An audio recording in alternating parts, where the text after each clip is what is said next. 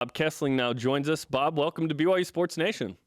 Thanks. Good to be on with you today. It's great to have you. I mentioned you started as a walk-on fullback, and here we are a few years later as the play-by-play of the Tennessee Volunteers. BYU fans are very excited about this week, too. We were talking about BYU playing a big rivalry game and then having another big game in week 2. What can Cougar fans expect from Tennessee this season after a 5-7 year, but a lot of talent coming back from that team?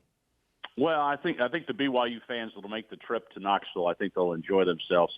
It's a special stadium. It's a special tradition, and no matter, there's Doug Dickey, the former head coach and former athletic director, had a phrase that I always remember. He said, "Tradition never graduates," and I think that's true with Tennessee. Is every time they have these cycles where they're kind of rotating down, and they always bounce back. A lot of programs don't do that, but the ones with a lot of pride and tradition will do that. And Tennessee hopes right now it's on the uptick with Jeremy Pruitt. He basically, anytime you change coaches, you've got to kind of break the program down to the bare bones and build it back up, and that's what he's doing right now and trying to restock the roster. He's got an interesting philosophy. He of course, spent a lot of time with Nick Saban, and so he has specific needs in certain positions, and he's looking for specific size and speed and all those type things in the recruiting base to rebuild this team. And so it's a slow process, and when you only do 22 or 23 up to 25 guys every year, it's really hard to flip your roster. But so Tennessee will be playing with a lot of freshmen and sophomores, and they think they have some talented young players, but they're young players that are learning the ropes of playing at this level. So it'll be interesting to see how the team comes out and how they play against BYU. I think it's a really good test early for both of these teams. Bob, what are the fans like in the community? Obviously, understanding that this is going to take some time, but how are the fans specifically feeling about head coach Pruitt right now? Well, they know that Coach Pruitt has been around winning programs. I mean, he's coached at Florida State. He's been at Alabama a long time, so he knows what good teams look like, and he knows what good programs look like.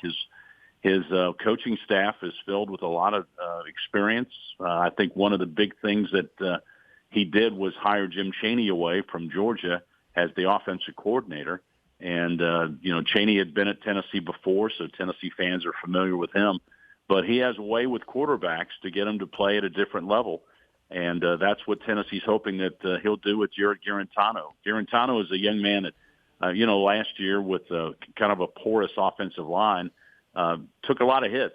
And so now I think this year, while they're still rebuilding the offensive line, in fact, they might start 2 freshmen at tackle positions in the offensive line, true freshmen. And so that's going to be a learning process there. But I think he'll get rid of the ball quicker. I think Chaney will play to Garantano's strengths and not let him stand back there, take a deep drop, and get blasted by linebackers and defensive ends that crash in on him. I think he'll get rid of the ball quicker. I think that Tennessee believes they have some experience and some quality depth at wide receiver, and they'll try and use those guys to help Garantano up his completion percentage and also move the football a lot better. So Chaney, I think, is really one of the, you talk about the players that you've added to this team this year.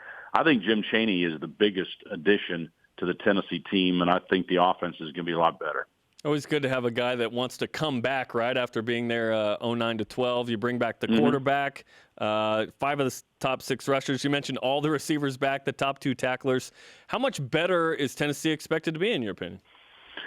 Well, it's a line of scrimmage game in the SEC, and so Tennessee, as I mentioned, is going to have to will probably start 2 true freshmen at the tackle spots, left and right tackle.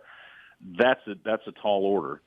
In the defensive line, they've got to replace 3 starters there, and so there are going to be some young players in the defensive line. So the biggest question for me is how will they play in the offensive and defensive line? Can they stop the run? Can they protect the quarterback and get a running game going? If they do play better, then you would expect a lot of young players to play. This could be a really good Tennessee team. So I think that's the biggest key. They've got to get some productivity and some protection out of that offensive line and the defensive line. They've got to come up with some playmakers, and I think that's where Tennessee, and Jeremy Pruitt says it all the time. You got to have playmakers, and Tennessee's trying to identify some of those playmakers right now. Bob, who are some of the playmakers that have established themselves that us as BYU fans could keep an eye on for? Well, I think there's a wide receiver named Jajuan Jennings, and he's been around for a while. He's one of the veterans on this team, and they'll line him up. He's kind of a fast, big tight end, but they play him at wide receiver, so he's hard to tackle. Safeties and cornerbacks don't like to see him coming. He's about 6'3", 6'4", and can run. But they're going to I think he'll be in the slot a lot, and I think he's going to be a guy that they're going to depend on to get open. As I mentioned, they'll probably go to a quick passing attack, but they've got several of wide receivers that return with Callaway, and then they also have Josh Palmer. And so there's some experience on the outside. They do have some speed. Tyler Bird's another guy that's been around for a long time, and he'll be another slot receiver. So they've got a lot of different weapons at wide receiver, and I think they can throw a lot of different looks at you. They've got a tight end, Dominic Wood-Anderson, that really played well last year for Tennessee, and Chaney loves throwing to the tight end, and he's a big target, and I think that you'll see him very much improved and more active in the offense. The running back, Ty Chandler, is one of the fastest guys on the team. And they're gonna use him a lot like they did, if you remember, Alvin Kamara, who's now with the Saints, played at Tennessee, and they got him with a lot of swing passes, got him out of the open to let him use his speed and break tackles. And I think that's a similar role that they'll use with Ty Chandler out of the running back position. I think you'll see him out in space a lot, and they'll throw the ball to him a lot.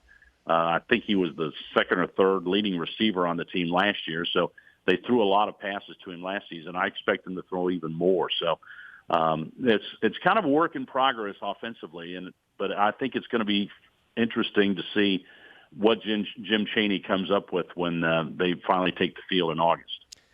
Bob, we appreciate the time. I know Cougar fans and BYU is very excited about the opportunity to visit one of the iconic stadiums and schools in college football. So we look forward to week 2. Yeah, well, come early because there's lots of tailgating. And it's a beautiful spot to watch a game, and there's a lot of passion from Tennessee fans. So I think the BYU fans that come here will really enjoy the experience in Neyland Stadium. Absolutely. Thanks, Bob. We appreciate it. Thanks, guys. Thanks for having me on. That was Bob Kesling on the Deseret First Credit Union Hotline. Deseret First, you know why, we show how. Okay. Week 2, Tennessee, that's big time. And I remember when BYU scheduled this game, we thought, wow, at Tennessee, that's going to be awesome. Yeah. And this is a game that you get. This is not Wisconsin last year where you go, oh man, that's almost impossible. Yeah. And BYU pulls it off. This is a game BYU could go in, and if they play a good game, they've got a chance to win. Yeah, 100%, man. Again, it's the emotions.